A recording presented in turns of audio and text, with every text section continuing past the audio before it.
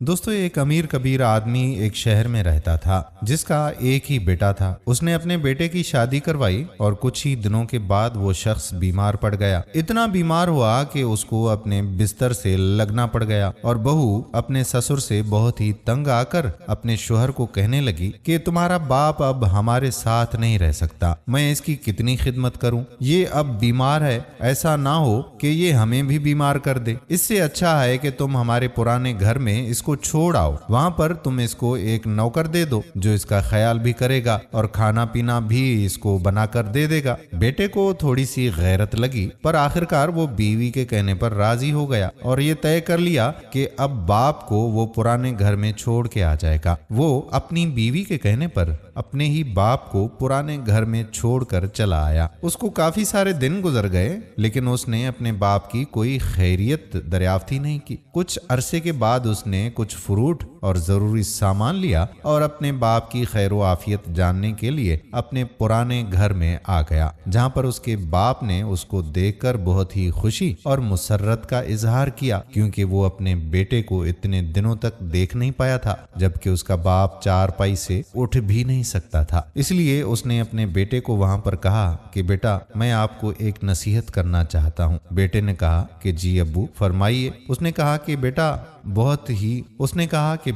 एक बात है जो मैं आपको कहना चाहता हूँ, मगर काफी महीनों से तुम मेरे पास ही नहीं आए हो, तो वो बात मैं नहीं कह पा रहा था। तो बेटे ने कहा कि अब्बू, बात बताएं। बाप ने कहा कि बेटा, इस पंखे को ठीक करवा लेना, यहाँ पर गर्मी बहुत है। बेटे ने हैरत से देखा और कहा कि बाबा जी, ठीक है, आपको गर्मी लग रही होगी, मैं इस पंखे को बनवा दूंगा। एक अजीब सी मुस्कुराहट से बेटा जब बोला तो बाप ने कहा कि बेटा, अपने लिए नहीं कह रहा, क्योंकि मुझे ऐसा लग रहा है कि मेरा तो अब वक्त आ गया है और मैं शायद अब नहीं बचूंगा। बस मैं ये तुम्हारे लिए ही कह रहा हूँ बेटा, क्योंकि तुमने आज मुझे यहाँ पर छोड़ा है, कल को तुम्हारी औलाद तुम्हें यहाँ पर इसी जगह पर और इसी हाल में छोड़कर चली जाएगी और मुझसे ये बर्दाश्त नहीं होगा कि तुम यहाँ इस घर में तड़पते रहो, इसलिए इस पंखे को बनवा दो। दोस्तों, ये कहानी नाफरमान औलाद के लिए है जो अपनी बीवी और ससुराल के कहने पर अपने बाप के साथ नाजायजी करते हैं और उनको अलग कर देते हैं। दोस्तों, ये याद रखिए कि ये मकाफाते अमल है। आज जैसा अपने बाप के साथ करेंगे, कल को आपकी औलाद आपके साथ वैसा ही करेगी। अपने माँ बाप का ख्याल रखें ताकि आपके बच्चे भी आपका ख्याल रखें। अगर वीडियो पसंद आई हो तो अपने दोस्तों के साथ शेयर